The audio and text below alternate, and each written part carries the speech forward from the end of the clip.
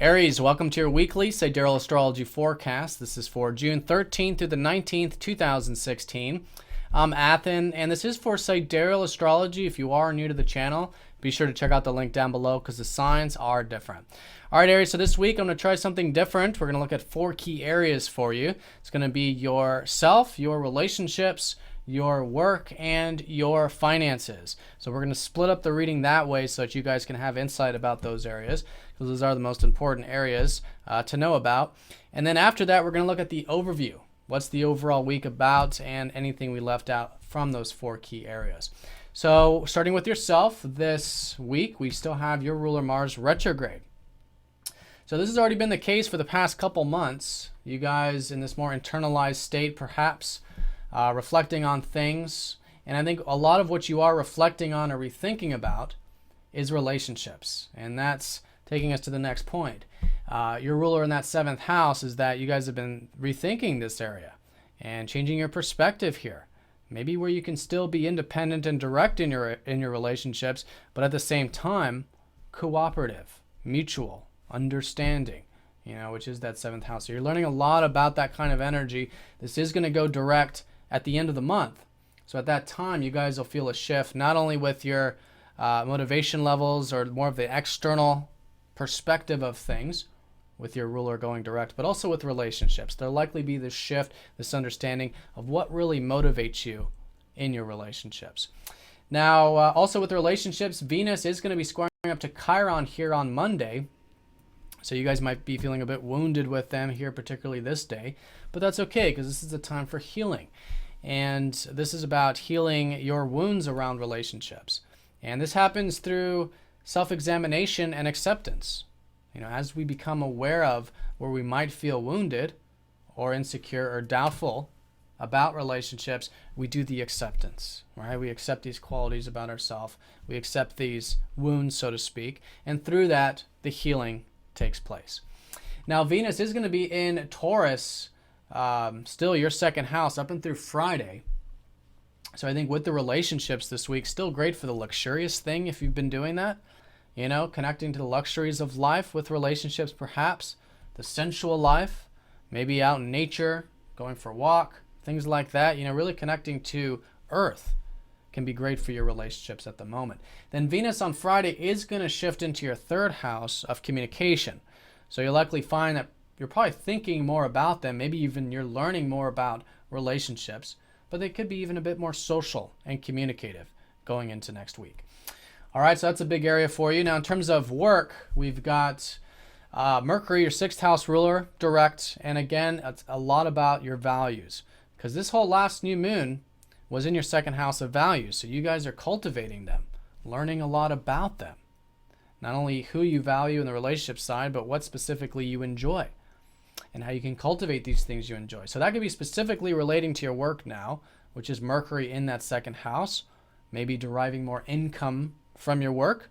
A good way to work with Mercury is to rethink, rehash your work, change some things or get into the mental side of it, understand it more so you can cultivate these value through your work.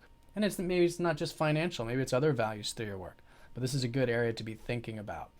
Now, in terms of Saturn, which is about your career, bigger picture stuff, he's retrograde. He's squaring up to Neptune at the moment.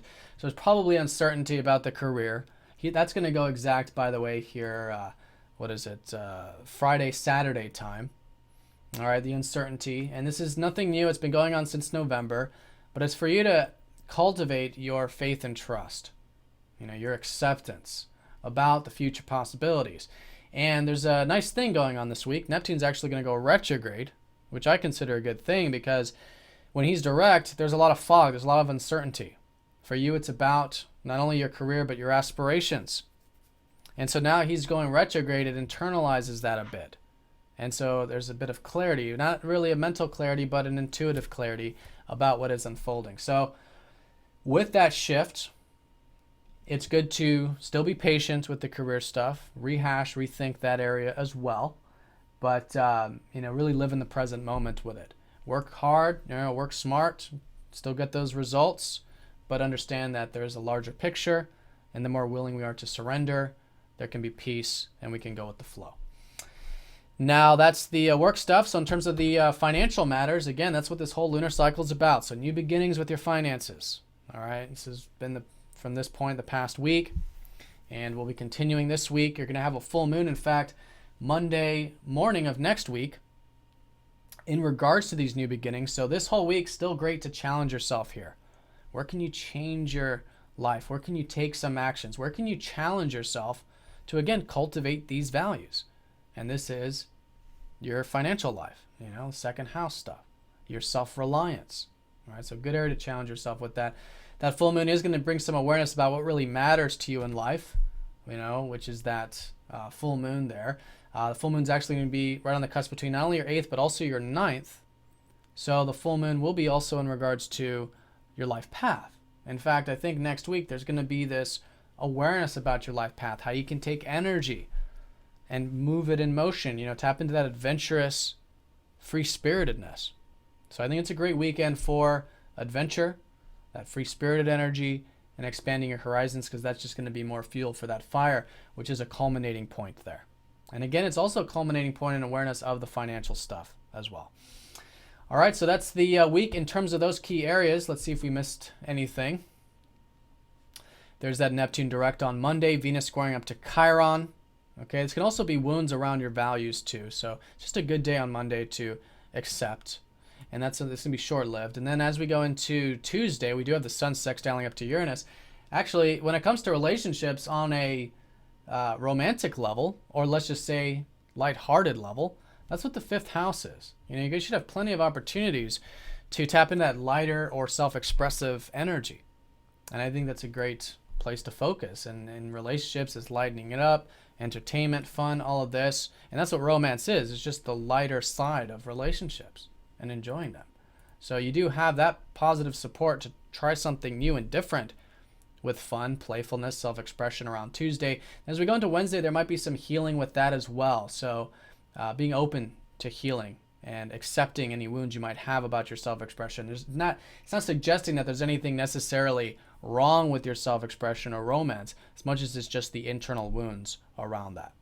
All right, and then that full moon will be next week, culminating a lot of these things relating to your values. All right, Aries, I hope you guys have a fantastic week. Thank you for watching, and I'll see you all next week.